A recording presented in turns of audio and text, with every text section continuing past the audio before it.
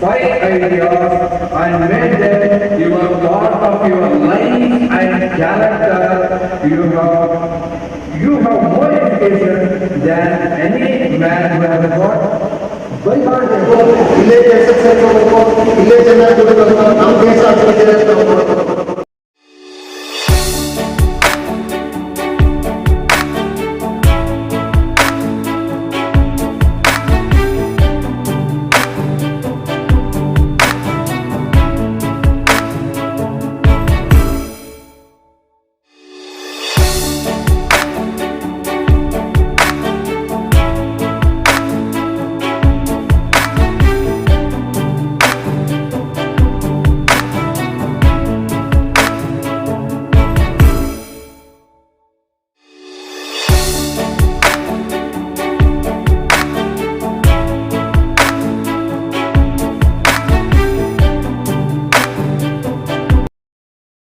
आज जो प्रोग्राम किया गया है स्टूडेंट्स को इनकरेज कर रहे हैं तकरीबन DSF कई सालों से कर रहे हैं इस तरह के प्रोग्राम किस तरीके से होना है बार बार होना है मुझे यहाँ पर आकर बहुत खुशी महसूस हो रही है कि यहाँ पर DSF के जनाब डॉक्टर मुजम्मिल अहमद साहब ने एक बेहतरीन प्रोग्राम का इनेकाद किया। कई आला शख्सियात को और अफसरों को यहाँ पर बुलाया और आला निशानात हासिल करने वाले बच्चों को उन्होंने जो है उनकी हौसला अफजाई की और उन्हें इनामात से, मेडल से, किताबों से, सर्टिफिकेट से जो है उन्हें ढूंढ कर स्कूल्स कॉलेजेस से लाकर वहाँ एक स्टेज पर एकजा करके उनकी हौसला अफजाई की गई है, उनकी पजीराई की गई और ये एक अल्हम्दुलिल्लाह एक बहुत ही बेहतरीन कदम है। हमको चाहिए कि हम जो है हमारे मोहल्ले में, हमारे गाँव में इस तरह से जो भी बच्चे आला निशानात से कामयाब हासिल करें, किसी भी चाहे SLC में हो, PUC में हो, डिग्री में हो या पोस्ट ग्रेजुएशन में हो, इस तरह से आला निशानात लेकर जब भी कामयाबी हासिल करते हैं हमको चाहिए कि हम इस तरह से उन बच्चों की हौसला अफजाई करें। इससे जो है बच्चों का हौसला बढ़ता है और उनकी लगन और उनके जज्बे में और शौक़ पैदा होता है और ज़्यादा अचीवमेंट करने का जो जज्बा होता है वो उजागर होता है। और मैं अल्हम्दुलिल्लाह मुबारकबाद पेश करता हूँ DSF के फाउंडर साहब और उनकी पूरी टीम को कि उन्होंने जो है ये कदम उठाया और एक बेहतरीन प्रोग्राम का इनेकाद अमल में आया। DSF जो है बिना सिर्फ सरकारी मदद के और बिना लोगों की मदद के अपने मतलब जो जिम्मेदार हैं उनके खुद के अखराजात से इतना बड़ा काम कर रहे हैं, तो आपको क्या लगता है सर और आइंदा क्या? देखिए ये जो क्या कहते हैं मुकामी तौर पर जो है कई मरतबा ऐसा होता है कि सरकार की तरफ से भी जो है जैसे एकेडमीज़ हैं, उर्दू एकेडमी है या जो है कन्नड़ साहित्य एकेडमी है या जो है दीगर जो है सरकारी इदारों की तरफ से भी जो है रेवेन्यू डिपार्टमेंट की तरफ से भी कभी कभी जो है इस तरह के प्रोग्राम्स का इनेकाद अमल में आता है। लेकिन ज़्यादातर जो है हमें देखने को यही मिलता है कि कोई ऑर्गेनाइजेशन या कमेटियाँ ही जो है इसमें बहुत ही पेशकदमी करती हैं और ये एक पैगाम और एक ये आम करना चाहती है कि दूसरे बच्चों को भी देखिए इन बच्चों ने जो है इन चुनिंदा बच्चों ने बेहतरीन कामयाबी हासिल की है और तमाम बच्चों को भी जो है हिम्मत हारनी नहीं चाहिए बल्कि और ज़्यादा मेहनत करके और ज़्यादा लगन के साथ मेहनत करेंगे तो इस तरह से वो भी कामयाबी हासिल करेंगे। और मैं ये उम्मीद करता हूँ कि जिस तरह से DSF ने जो है अपने चंद मुकामी अहबाब और मेंबरों की जानिब से मिलकर इस बेहतरीन काम को अंजाम दिया है, दीगर फिलांथ्रोपिस्ट जो होते हैं या जो है दीगर पैसा जहाँ पर ख़र्च होता है हमारा, अगर ऐसी चीज़ों पर खर्च करने लगेंगे तो बहुत ही बेहतरीन नताइज कौम के सामने और मुल्क के सामने देखने को हमें मिलेंगे। यहाँ पर हर कम्युनिटी वालों को ये बुलाते हैं, फेलिसिटेट करते हैं, तो इसके बारे में क्या? देखिए ये जो उन्होंने क्या है कि यहाँ पर मैंने भी देखा कि यहाँ पर बिला तहजीब किसी कौम और मिलत को यानी कि जितने भी बच्चों को जो उन्होंने फैसिलिटेट किया है या हौसला अफजाई और इज़्ज़त की गई है, इसमें तमाम कौमों के यानी कि हिंदू ब्रदरी के लोग थे, क्रिश्चियन ब्रदरी के लोग थे और दीगर जो है कौमों के बच्चों को भी जो है और उनके साथ साथ मुसलमानों के बच्चों की भी हौसला अफजाई की है। इससे जो है ये पैगाम पहुँचता है कि कौमी एकजहती हम सब एक हैं हम इस मुल्क के बाशिंदे हैं,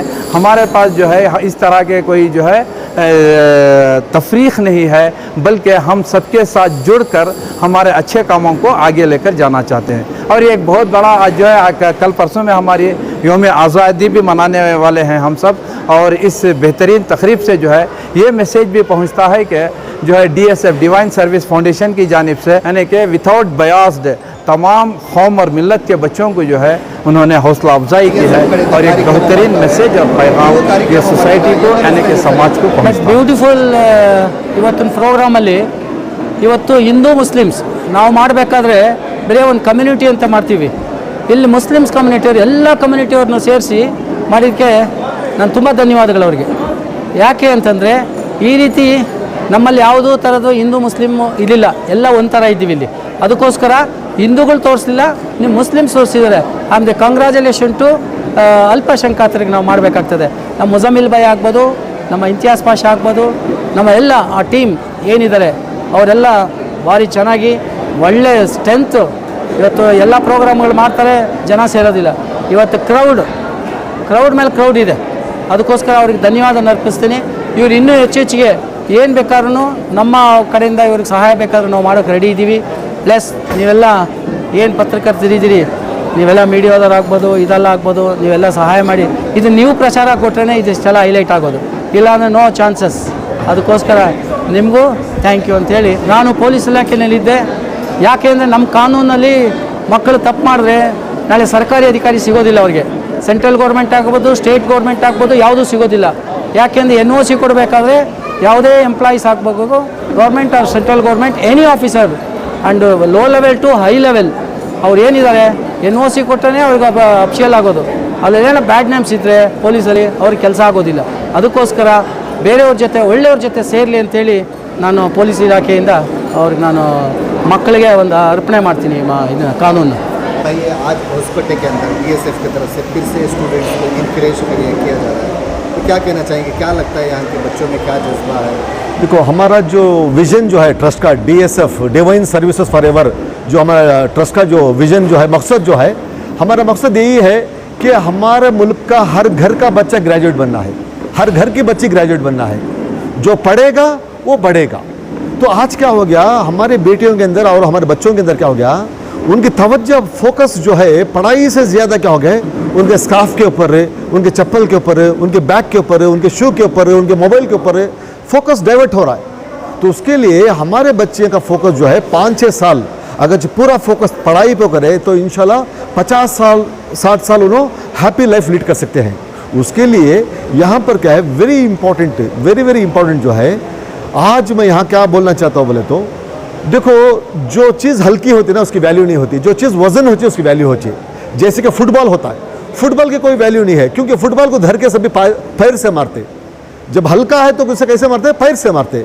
वही शॉट पुट जो है ना लोहे का है, उसे कोई पैर से मारने की हिम्मत नहीं करता. वो क्या करता है, अपने खांधे पर रखता है, अपने कल्ले को लगाता है, चूमता है, उसके बाद में भिड़काता है. यानी कि वजनदार चीज़ को पैर से मारे तो पैर टूट जाता है. तो उसके लिए तुम्हें ज़िंदगी में वजनदार बनो. तुम्हें ज़िंदगी के अंदर ऐसा तुम्हारा वजन है ना, तो तुमने हर आदमी इज्जत करना. तो इज्जत करना का तो तुम्हें क्या करना, वो इज्जत हासिल करने के लिए तुम्हारा कैरेक्टर बनाना.